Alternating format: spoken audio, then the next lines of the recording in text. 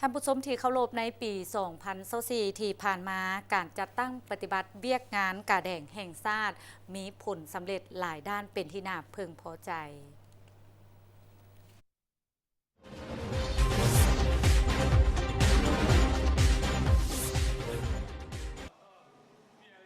องค์การกระแดงแห่งชาติลาวในฐานะที่เป็นการจัดตั้งทางสังคมของสาธารณรัฐประชาธิปไตยประชาชนลาวที่เคลื่อนไหวเวียกงานมนุษยธรรมอย่างเป็นเอกราชอยู่ภายใต้รัฐธรรมนูญกฎหมายและ7หลักการพื้นฐานของขบวนการกาแดงและซีกวงเดือนแดงสากล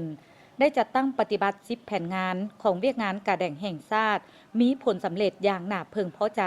คือการช่วยเหลือบรรเทาทุกข์เบื้องต้นใน1ปีสามารถช่วยเหลือประชาชนที่ได้รับผลกระทบจากภัยพิบัติต่างๆได้ทั้งหมด17แขวงและ1นครหลวงเวียงจันทน์ในจำนวน 18,000 กว่าครอบครัวมี86โรงเรียน 100,000 กว่าคนหญิง 55,000 กว่าคนรวมมูลค่า32ตื้อ800ล้านกว่ากีบเฉพาะเวียกงานผู้กุดมบริจาคเลือดและตอบสนองเลือดที่ปลอดภัยที่องค์การกระแดงแห่งชาติลาวรับผิดชอบนี้ในปี2024พวกเราทั่วประเทศได้การผู้กุดมบริจาคเลือดได้อยู่ 71,290 ถุงซึ่งว่าตามแผนการแล้วแม่นต้องได้บรรลุ 78,000 ถุงแต่ว่า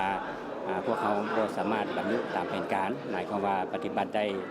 92% ของแผนการซึ่งเห็นว่ายังลดสำหรับตัวเลขสู่ส่วนทันอยู่แต่ถึงอย่างไรก็ตามก็จะมีหลายสาเหตุที่ว่าเฮ็ดให้บ่สามารถบรรลุตามแผนการดังกล่าวได้เนาะเป็นต้นแมนสภาพภัยพิบัติทางธรรมชาติการความยุ่งยากทางด้านเศรษฐกิจและก็อาจจะมีการนักเรียนต่างๆนักเรียนนักศึกษาต่างๆที่บ่ได้ฮอดอายุเทื่อโดยเฉพาะแม่นนักเรียนอายุตอนปลายและอาหารอื่นที่เฮ็ดให้บ่สามารถบรรลุตามตัวเลขคาดหมายส่วนดังกล่าวแต่ถึงอย่างไรก็ตามพวกเขา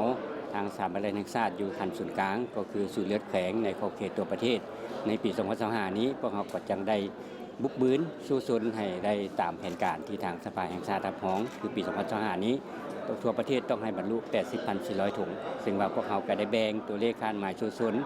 ดังกล่าวให้แต่ละแขวงใหญ่ก็ได้ตัวเลขหลายแดแขวงน้อยก็ได้ตัวเลขน้อยแดเพื่อไปจัดตั้งปฏิบัติซึ่งว่าหวังว่าพวกเขาจะได้สามารถผู้อุดมทั่วมวลชนในการประกอบส่วนบริจาคเลือดเพราะว่าเลือดเป็นสิ่งที่จำเป็นและมีความจำเป็นที่ต้องตอบสนองให้แก่คนเจ็บในแต่ละวันถ้าขาดเลือดก็แม่นขาดชีวิตฉะนั้นจะเชิญชวนให้บรรดาทานสามารถบริจาคเลือดอยู่ทางสถาบันเลือดแห่งชาติพวกเขาอยู่นครหลวงจันทน์ก็คือศูนย์เลือดแขวงในทั่วประเทศผู้ที่มีเงื่อนไขก็แม่นอายุ17 ปีขึ้นไปน้ำหนัก45 กิโลมีสภาพแข็งแรงผู้ที่บ่มีเงื่อนไขก็จึงเป็นผู้ปลุกระดมที่ดีผู้เชิญชวนที่ดีในการปลุกระดมหมู่คู่หรือว่าญาติพี่น้องมาบริจาคเลือดเพราะว่ายังมีหลายชีวิตและก็ยังมีพยาธิหลายพยาธิที่ต้องการเลือดเข้าในการปิ่นปัวถ้าบ่มีเลือดก็บ่สามารถช่วยก่อกู้ชีวิตของผู้เจ็บเหมือนกันดร.เวียงสวรรค์เกษมสุขหัวหน้าองค์การกาแดงแขวงหลวงพระบางได้ให้สัมภาษณ์ต่อทีมข่าวโทรภาพแห่งชาติลาวว่า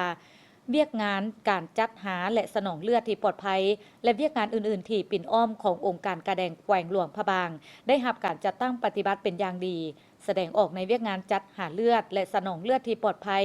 นับแต่ปี2023คาดหมายแม่น 5,200 ถุงปฏิบัติได้ 5,400 กว่าถุงและในปี2024คาดหมาย 5,300 ถุงปฏิบัติได้ 5,400 กว่าถุงลื่นคาดหมายที่วางไว้โดยหั่นเอาเวียงงานเลือดนี้เข้าสู่หลวงลึกได้มอบตัวเลขของเลือดให้ทุกเมืองให้ท่านเจ้าเมืองรับทราบโดยกำหนดเอาพื้นฐาน 0.5% ของคนละเมืองของแต่ละเมืองปกติแล้วพวกเราจะได้บรรลุ 1.2% ทั่วแขวงแต่ว่าเลือดนั้นเป็นมอบให้ทั้งแขวงเพราะว่าบรรดาเมืองนี่ก็ห่างไกล2ลี้แล้วก็คงเข้าใจกับสิน้อยฉะนั้นกำหนดให้ 0.5% เนาะและหลังจากนั้นก็ได้พยายามนำใช้งบประมาณที่มีนี้เฮามันเป็นภาคโดยเฉพาะการลงจากหน้าเลือดนี่ก็บ่เน้นปานใดเน้นการปลุกระดมแล้วก็เอาบุคคลเอารายชื่อเอาผู้ที่บริจาคให้เขาเจอเป็นจำนวนหลายเนาะตรงนั้นโดยมอบให้ทางกาแดงเมืองและสาวนุ่มเมืองเป็นผู้โฆษณาคนป่วยหลอท่าแล้วก็เอารายชื่อผู้ที่บริจาคหลอท่าเนาะ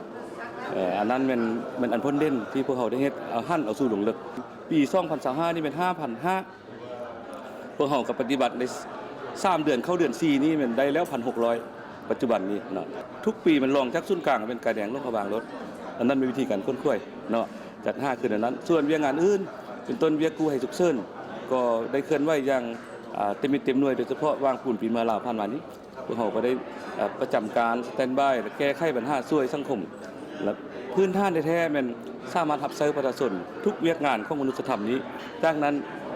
จังกระทบตอบคืนสังคมจังช่วยงบประมาณช่วยเงินช่วยอย่างต่างๆพวกเราจังได้เคลื่อนไหว